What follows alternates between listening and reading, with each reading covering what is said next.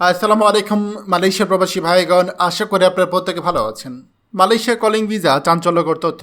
Syndicate না থাকলে 1.5 লাখ টাকায় মালয়েশিয়া কর্মী পাঠানো সম্ভব। চলুন খবরে বিস্তারিত জেনে নেওয়া যায়।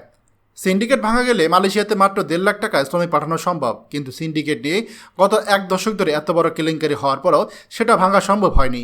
যখনই মালয়েশিয়ার শ্রমিক পাঠানোর সম্ভাবনা দেখা দেয়, চুক্তি হয়, তখনই ওই সিন্ডিকেট সক্রিয় হয়।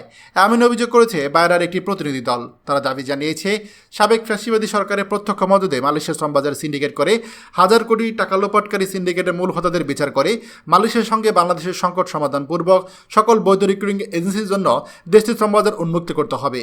সোমবার এমন দাবিতে প্রবাসী কল্যাণ ও বৈদেশিক সমস্যা মন্ত্রণালয়ে স্মারকলিপি জমা করা হয়।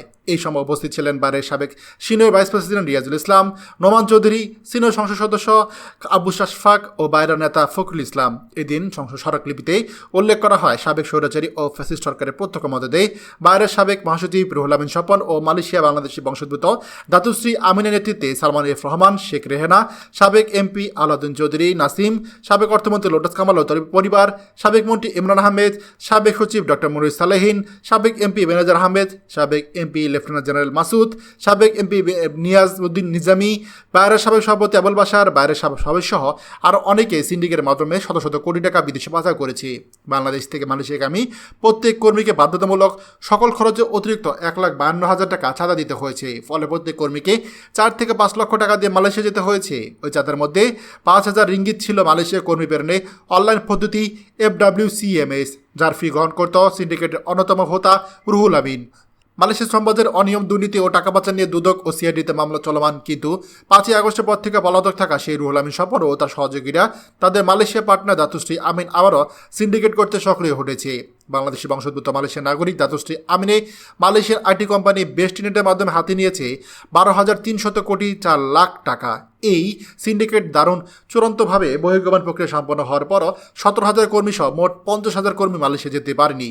সামনের দিনগুলোতে মালয়েশিয়া কলিং ভিসা আবারও চালু হওয়ার জন্য একটা আলোচনা শুরু হয়েছে। এই আলোচনা শুরুতে আবারও যেন কোনোভাবে সিন্ডিকেট না আসতে পারে, এ ব্যাপারে কর্তৃপক্ষ নজর দিতে বলেছে।